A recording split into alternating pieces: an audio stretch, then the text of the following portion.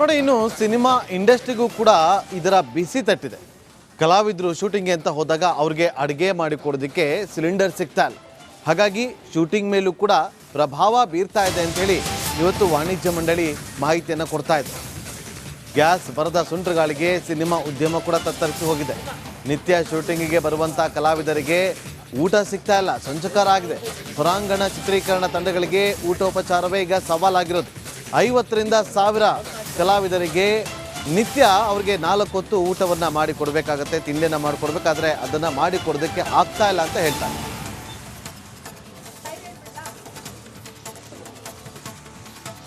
Commercial gas effect film ಇಂಡಸ್ಟ್ರಿಗೂ ತಟ್ಟಿದೆ. Film shooting ಮಾಡೋಕೆ ಹೋಗ್ತಾರೆ, ಗ್ಯಾಸ್ ಸಿಗ್ತಿಲ್ಲ. ಹೀಗಾಗಿ ಪರದಾಡೋ ಪರಿಸ್ಥಿತಿ ನಿರ್ಮಾಣವಾಗಿದೆ. ನಮ್ಮ ಜೊತೆಗೆ ನಿರ್ಮಾಪಕರು ಮತ್ತು ನಿರ್ಮಾಪಕ ಸಂಘದ ಮಾಜಿ ಅಧ್ಯಕ್ಷದ ಉಮೇಶ್ ಬಣಕರ್ ಇದ್ದಾರೆ.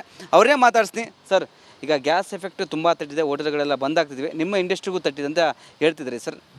ಸರ್, ಗ್ಯಾಸ್ ಎಫೆಕ್ಟು ಬರೀ ಉದ್ಯಮದ ಊಟ ತಿಂಡಿಗೆ ಅಷ್ಟೇ ಅಲ್ಲ, ಊಟ ತಿಂಡಿಗೆ ಸಂಬಂಧಪಟ್ಟಂತೂ ಸಮಸ್ಯೆ ಆಗಿದೆ.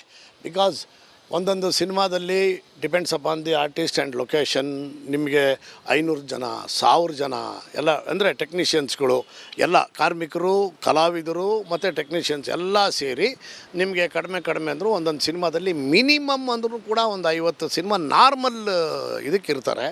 ಇನ್ನು ಸಾಂಗ್ಗಳು, ಫೈಟ್ಗಳು ಮತ್ತು ಇನ್ಯಾವುದನ್ನ ಸ್ಲಮ್ಮು, ಏರ್ಪೋರ್ಟು, ಕಾಲೇಜು ಇನ್ನೊಂದು ಕಡೆ ಮಾಡಬೇಕಾದಾಗ ಒಂದು ಮಿನಿಮಮ್ 1-1.5 ಜನ ಇರ್ತಾರೆ.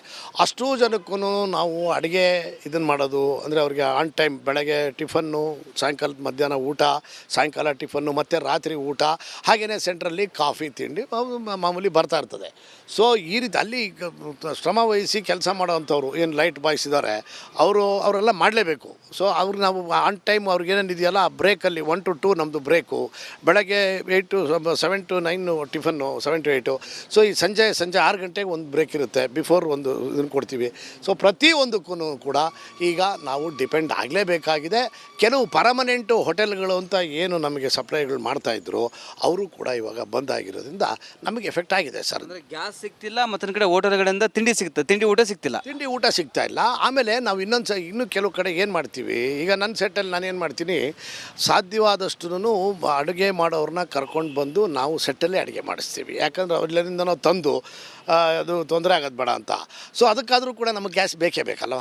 ಸೊ ಎಲ್ಲದಕ್ಕಿಂತ ಮುಖ್ಯವಾಗಿ ಕೆಲವು ಚಿತ್ರಗಳಲ್ಲಿ ನಾವು ಈ ಶೂಟ್ ಮಾಡೋಂಥ ಸಂದರ್ಭದಲ್ಲಿ ಈ ಎಲೆಕ್ಟ್ರಿಕಲ್ ಇದಕ್ಕೆ ಸಂಬಂಧಪಟ್ಟಂಗೆ ಅಂದರೆ ಸ್ಪಾರ್ಕ್ ಆಗೋದಾಗ್ಬೋದು, ಅಥವಾ ಇನ್ಯಾವುದು ಗ್ಲಾಸ್ ಬ್ರೇಕಿಂಗ್ ಆಗ್ಬೋದು, ಇನ್ನೊಂದು ಆಗ್ಬೋದು. ಅಂಥವಕ್ಕೆಲ್ಲವಕ್ಕೂ ಸಿಲಿಂಡರ್ನ ಅವಶ್ಯಕತೆ ತುಂಬ ಇರುತ್ತೆ. ಯಾಕಂದರೆ ಅಲ್ಲಿ ನಾವು ಇವಾಗ ಫೈರ್ ಇದು ಮಾಡಬೇಕು ಅಂದರೆ ನಿಮ್ಗೆ ಆ ಫೋರ್ಸ್ ಬಂದಾಗಲೇ ಅದಾಗೋದು. ಅದು ಎಲ್ಲೋ ಒಂದು ಸ್ವಲ್ಪ ಕಡಿಮೆ ಇರುತ್ತೆ, ಆ ಪ್ರಮಾಣ ಅಷ್ಟು ಹೇಳ್ಕೊಳ್ಳೋಂಥ ಎಲ್ಲ ಚಿತ್ರಗಳಿಗೂ ಎಫೆಕ್ಟ್ ಆಗೋಲ್ಲ. ಬಟ್ ಊಟ ತಿಂಡಿದಂತರೂ ಸಾರಾಸಗಟಾಗಿ ನಾವೇನು ಕಮರ್ಷಿಯಲ್ ಪರ್ಪಸ್ ಅಂದರೆ ಮಾಡ್ಬಿಟ್ಟು ಅಲ್ಲಿ ಅಡುಗೆ ಮಾಡಿಸ್ಬಿಟ್ಟು ಏನು ಸೇಲ್ ಮಾಡ್ತಾ ಇಲ್ವಲ್ಲ, ಯಾರ ಹತ್ರ ಹಣ ಇಸ್ಕೊತಾ ಇಲ್ವಲ್ಲ, ಅವ್ರ ಆದೇಶನ ನಾವು ಗೌರವಿಸ್ತೀವಿ, ಇಲ್ಲ ಅಂತಲ್ಲ. ಬಟ್ ಇದು ನಮ್ಮ ಚಿತ್ರರಂಗ, ನಮ್ಮ ಚಿತ್ರೀಕರಣ, ಅವ್ರು ನಮ್ಮ ವರ್ಕರ್ಸು, ನಮ್ಮ ಅಣ್ಣ ತಮ್ಮದಿರು, ಅವ್ರಿಗೆಲ್ಲ ನಾವು ಅದನ್ನು ಕಮರ್ಷಿಯಲ್ ಅಂತ ಟ್ರೀಟ್ ಮಾಡೋಕ್ಕಾಗಲ್ಲ. ಎಫೆಕ್ಟ್ ತಟ್ಟಿದೆ ಸರ್. ಆಗುತ್ತೆ ಸಿಲಿಂಡರ್ ಅಭಾವ 100ಕ್ಕೆ 100 ಭಾಗ ತಟ್ಟಿದೆ. Thank you sir. ಇದಿಷ್ಟು ನಿರ್ಮಾಪಕ ಮತ್ತು ನಿರ್ಮಾಪಕ ಸಂಘದ ಮಾಜಿ ಅಧ್ಯಕ್ಷ ಉಮೇಶ್ ಬಣಕಾರ್ ಅವರ ಮಾತಾಗಿತ್ತು. ಕ್ಯಾಮ್ರಾ ಪರ್ಸನ್ ಶಿವ ಜೊತೆ ವೀರೇಶ್, ರಿಪಬ್ಲಿಕ್ ಕನ್ನಡ, ಬೆಂಗಳೂರು. ನೋಡಿ, ಇನ್ನು ಸಿನಿಮಾ ಇಂಡಸ್ಟ್ರಿಗೂ ಕೂಡ ಇದರ ಬಿಸಿ ತಟ್ಟಿದೆ. ಕಲಾವಿದರು ಶೂಟಿಂಗ್ಗೆ ಅಂತ ಹೋದಾಗ ಅವ್ರಿಗೆ ಅಡುಗೆ ಮಾಡಿಕೊಡೋದಕ್ಕೆ ಸಿಲಿಂಡರ್ ಸಿಗ್ತಾ ಇಲ್ಲ. ಹಾಗಾಗಿ ಶೂಟಿಂಗ್ ಮೇಲೂ ಕೂಡ ಪ್ರಭಾವ ಬೀರ್ತಾ ಇದೆ ಅಂತೇಳಿ ಇವತ್ತು ವಾಣಿಜ್ಯ ಮಂಡಳಿ ಮಾಹಿತಿಯನ್ನು ಕೊಡ್ತಾ ಇದೆ. ಗ್ಯಾಸ್ ಬರದ ಸುಂಟ್ರಗಾಳಿಗೆ ಸಿನಿಮಾ ಉದ್ಯಮ ಕೂಡ ತತ್ತರಿಸಿ ಹೋಗಿದೆ. ನಿತ್ಯ ಶೂಟಿಂಗಿಗೆ ಬರುವಂಥ ಕಲಾವಿದರಿಗೆ ಊಟ ಸಿಗ್ತಾ ಇಲ್ಲ, ಸಂಚಕಾರ ಆಗಿದೆ. ಹೊರಾಂಗಣ ಚಿತ್ರೀಕರಣ ತಂಡಗಳಿಗೆ ಊಟೋಪಚಾರವೇ ಈಗ ಸವಾಲಾಗಿರೋದು. 50ರಿಂದ 1000 ಕಲಾವಿದರಿಗೆ ನಿತ್ಯ ಅವ್ರಿಗೆ 4 ಹೊತ್ತು ಊಟವನ್ನು ಮಾಡಿಕೊಡ್ಬೇಕಾಗತ್ತೆ, ತಿಂಡಿಯನ್ನು ಮಾಡಿಕೊಡ್ಬೇಕಾದ್ರೆ ಅದನ್ನು ಮಾಡಿಕೊಡೋದಕ್ಕೆ ಆಗ್ತಾ ಇಲ್ಲ ಅಂತ ಹೇಳ್ತಾರೆ.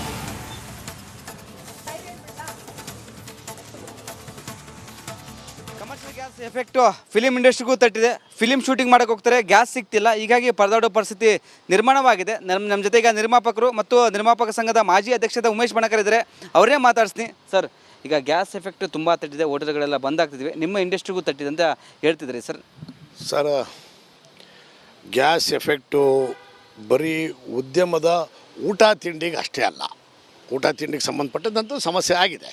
ಬಿಕಾಸ್ ಒಂದೊಂದು ಸಿನಿಮಾದಲ್ಲಿ depends upon the artist and location ನಿಮಗೆ 500 ಜನ 1000 ಜನ ಎಲ್ಲ ಅಂದರೆ ಟೆಕ್ನಿಷಿಯನ್ಸ್ಗಳು ಎಲ್ಲ ಕಾರ್ಮಿಕರು ಕಲಾವಿದರು ಮತ್ತು ಟೆಕ್ನಿಷಿಯನ್ಸ್ ಎಲ್ಲ ಸೇರಿ ನಿಮಗೆ ಕಡಿಮೆ ಅಂದರೂ ಒಂದೊಂದು ಸಿನಿಮಾದಲ್ಲಿ ಮಿನಿಮಮ್ ಅಂದರೂ ಕೂಡ ಒಂದು 50 ಸಿನಿಮಾ ನಾರ್ಮಲ್ ಇದಕ್ಕಿರ್ತಾರೆ. ಇನ್ನು ಸಾಂಗ್ಗಳು ಫೈಟ್ಗಳು ಮತ್ತು ಇನ್ಯಾವುದನ್ನ ಸ್ಲಮ್ಮು ಏರ್ಪೋರ್ಟು ಕಾಲೇಜು ಇನ್ನೊಂದು ಕಡೆ ಮಾಡಬೇಕಾದಾಗ ಒಂದು ಮಿನಿಮಮ್ 1,500 ಜನ ಇರ್ತಾರೆ. ಅಷ್ಟೂ ಜನಕ್ಕೂ ನಾವು ಅಡುಗೆ ಇದನ್ನು ಮಾಡೋದು ಅಂದರೆ ಅವ್ರಿಗೆ ಆನ್ ಟೈಮ್ ಬೆಳಗ್ಗೆ ಟಿಫನ್ನು, ಸಾಯಂಕಾಲ ಮಧ್ಯಾಹ್ನ ಊಟ, ಸಾಯಂಕಾಲ ಟಿಫನ್ನು ಮತ್ತು ರಾತ್ರಿ ಊಟ, ಹಾಗೆಯೇ ಸೆಂಟ್ರಲ್ಲಿ ಕಾಫಿ ತಿಂಡಿ ಮಾಮೂಲಿ ಬರ್ತಾ ಇರ್ತದೆ. ಸೊ ಈ ರೀತಿ ಅಲ್ಲಿ ಶ್ರಮ ವಹಿಸಿ ಕೆಲಸ ಮಾಡೋವಂಥವ್ರು ಏನು ಲೈಟ್ ಬಾಯ್ಸ್ ಇದ್ದಾರೆ ಅವರೆಲ್ಲ ಮಾಡಲೇಬೇಕು. ಸೊ ಅವ್ರಿಗೆ ನಾವು ಆನ್ ಟೈಮ್ ಅವ್ರಿಗೇನೇನಿದೆಯಲ್ಲ ಆ ಬ್ರೇಕಲ್ಲಿ 1 to 2 ನಮ್ಮದು ಬ್ರೇಕು, ಬೆಳಗ್ಗೆ 7 to 9 ಟಿಫನ್ನು, 7 to 8. ಸೊ ಈ ಸಂಜೆ 6 ಗಂಟೆಗೆ ಒಂದು ಬ್ರೇಕ್ ಇರುತ್ತೆ, ಬಿಫೋರ್ ಒಂದು ಇದನ್ನು ಕೊಡ್ತೀವಿ. ಸೊ ಪ್ರತಿಯೊಂದಕ್ಕೂ ಕೂಡ ಈಗ ನಾವು ಡಿಪೆಂಡ್ ಆಗಲೇಬೇಕಾಗಿದೆ. ಕೆಲವು ಪರ್ಮನೆಂಟು ಹೋಟೆಲ್ಗಳು ಅಂತ ಏನು ನಮಗೆ ಸಪ್ಲೈಗಳು ಮಾಡ್ತಾಯಿದ್ರು ಅವರು ಕೂಡ ಇವಾಗ ಬಂದ್ ಆಗಿರೋದ್ರಿಂದ ನಮಗೆ ಎಫೆಕ್ಟ್ ಆಗಿದೆ ಸರ್. ಅಂದರೆ ಗ್ಯಾಸ್ ಸಿಗ್ತಿಲ್ಲ, ಮತ್ತೊಂದು ಕಡೆ ಹೋಟೆಲ್ಗಳಿಂದ ತಿಂಡಿ ಊಟ ಸಿಗ್ತಾ ಇಲ್ಲ. ಆಮೇಲೆ ನಾವು ಇನ್ನೂ ಕೆಲವು ಕಡೆ ಏನು ಮಾಡ್ತೀವಿ, ಈಗ ನನ್ನ ಸೆಟ್ಟಲ್ಲಿ ನಾನು ಏನು ಮಾಡ್ತೀನಿ, ಸಾಧ್ಯವಾದಷ್ಟು ಅಡುಗೆ ಮಾಡೋರನ್ನ ಕರ್ಕೊಂಡು ಬಂದು ನಾವು ಸೆಟ್ಟಲ್ಲೇ ಅಡುಗೆ ಮಾಡಿಸ್ತೀವಿ. ಯಾಕಂದ್ರೆ ಅವರೆಲ್ಲರಿಂದನೋ ತಂದು ಅದು ತೊಂದರೆ ಆಗೋದು ಬೇಡ ಅಂತ. ಸೊ ಅದಕ್ಕಾದರೂ ಕೂಡ ನಮಗೆ ಗ್ಯಾಸ್ ಬೇಕಲ್ವ. ಸೊ ಎಲ್ಲದಕ್ಕಿಂತ ಮುಖ್ಯವಾಗಿ ಕೆಲವು ಚಿತ್ರಗಳಲ್ಲಿ ನಾವು ಈ ಶೂಟ್ ಮಾಡೋಂಥ ಸಂದರ್ಭದಲ್ಲಿ ಈ ಎಲೆಕ್ಟ್ರಿಕಲ್ ಇದಕ್ಕೆ ಸಂಬಂಧಪಟ್ಟಂಗೆ ಅಂದರೆ ಸ್ಪಾರ್ಕ್ ಆಗೋದಾಗ್ಬೋದು ಅಥವಾ ಇನ್ಯಾವುದು ಗ್ಲಾಸ್ ಬ್ರೇಕಿಂಗ್ ಆಗ್ಬೋದು, ಇನ್ನೊಂದಾಗ್ಬೋದು, ಅಂಥವಕ್ಕೆಲ್ಲವಕ್ಕೂ ಸಿಲಿಂಡರ್ನ ಅವಶ್ಯಕತೆ ತುಂಬ ಇರುತ್ತೆ. ಯಾಕಂದರೆ ಅಲ್ಲಿ ನಾವು ಇವಾಗ ಫೈರ್ ಇದು ಮಾಡಬೇಕು ಅಂದರೆ ನಿಮ್ಗೆ ಆ ಫೋರ್ಸ್ ಬಂದಾಗಲೇ ಅದಾಗೋದು. ಅದು ಎಲ್ಲೋ ಒಂದು ಸ್ವಲ್ಪ ಕಡಿಮೆ ಇರುತ್ತೆ, ಆ ಪ್ರಮಾಣ ಅಷ್ಟು ಹೇಳ್ಕೊಳ್ಳೋಂಥ ಎಲ್ಲ ಚಿತ್ರಗಳಿಗೂ ಎಫೆಕ್ಟ್ ಆಗೋಲ್ಲ. ಬಟ್ ಊಟ ತಿಂಡಿದಂತರೂ ಸಾರಾಸಗಟಾಗಿ ನಾವೇನು ಕಮರ್ಷಿಯಲ್ ಪರ್ಪಸ್ ಅಂದರೆ ಮಾಡ್ಬಿಟ್ಟು ಅಲ್ಲಿ ಅಡುಗೆ ಮಾಡಿಸ್ಬಿಟ್ಟು ಏನು ಸೇಲ್ ಮಾಡ್ತಾ ಇಲ್ವಲ್ಲ, ಯಾರ ಹತ್ರ ಹಣ ಇಸ್ಕೊತಾ ಇಲ್ವಲ್ಲ, ಅವ್ರ ಆದೇಶನ ನಾವು ಗೌರವಿಸ್ತೀವಿ, ಇಲ್ಲ ಅಂತಲ್ಲ. ಬಟ್ ಇದು ನಮ್ಮ ಚಿತ್ರರಂಗ, ನಮ್ಮ ಚಿತ್ರೀಕರಣ, ಅವ್ರು ನಮ್ಮ ವರ್ಕರ್ಸು, ನಮ್ಮ ಅಣ್ಣ ತಮ್ಮದಿರು, ಅವ್ರಿಗೆಲ್ಲ ನಾವು ಅದನ್ನು ಕಮರ್ಷಿಯಲ್ ಅಂತ ಟ್ರೀಟ್ ಮಾಡೋಕ್ಕಾಗಲ್ಲ. ಎಫೆಕ್ಟ್ ತಟ್ಟಿದೆ ಸರ್, ಆಗುತ್ತೆ ಸಿಲಿಂಡರ್ ಅಭಾವ 100ಕ್ಕೆ 100 ಭಾಗ ತಟ್ಟಿದೆ. Thank you sir. ಇದಿಷ್ಟು ನಿರ್ಮಾಪಕ ಮತ್ತು ನಿರ್ಮಾಪಕ ಸಂಘದ ಮಾಜಿ ಅಧ್ಯಕ್ಷ ಉಮೇಶ್ ಬಣಕಾರ್ ಅವರ ಮಾತಾಗಿತ್ತು. ಕ್ಯಾಮ್ರಾ ಪರ್ಸನ್ ಶಿವ ಜೊತೆ ವೀರೇಶ್, ರಿಪಬ್ಲಿಕ್ ಕನ್ನಡ, ಬೆಂಗಳೂರು. ನೋಡಿ, ಇನ್ನು ಸಿನಿಮಾ ಇಂಡಸ್ಟ್ರಿಗೂ ಕೂಡ ಇದರ ಬಿಸಿ ತಟ್ಟಿದೆ. ಕಲಾವಿದರು ಶೂಟಿಂಗ್ಗೆ ಅಂತ ಹೋದಾಗ ಅವ್ರಿಗೆ ಅಡುಗೆ ಮಾಡಿಕೊಡೋದಕ್ಕೆ ಸಿಲಿಂಡರ್ ಸಿಗ್ತಾ ಇಲ್ಲ. ಹಾಗಾಗಿ ಶೂಟಿಂಗ್ ಮೇಲೂ ಕೂಡ ಪ್ರಭಾವ ಬೀರ್ತಾ ಇದೆ ಅಂಥೇಳಿ ಇವತ್ತು ವಾಣಿಜ್ಯ ಮಂಡಳಿ ಮಾಹಿತಿಯನ್ನು ಕೊಡ್ತಾ ಇದೆ. ಗ್ಯಾಸ್ ಬರದ ಸುಂಟ್ರಗಾಳಿಗೆ ಸಿನಿಮಾ ಉದ್ಯಮ ಕೂಡ ತತ್ತರಿಸಿ ಹೋಗಿದೆ.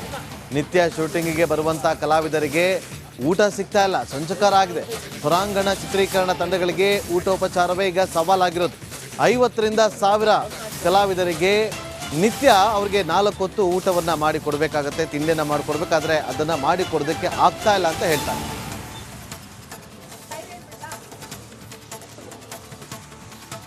ಕಮರ್ಷಿಯಲ್ ಗ್ಯಾಸ್ ಎಫೆಕ್ಟು ಫಿಲಿಂ ಇಂಡಸ್ಟ್ರಿಗೂ ತಟ್ಟಿದೆ. ಫಿಲಿಂ ಶೂಟಿಂಗ್ ಮಾಡೋಕೆ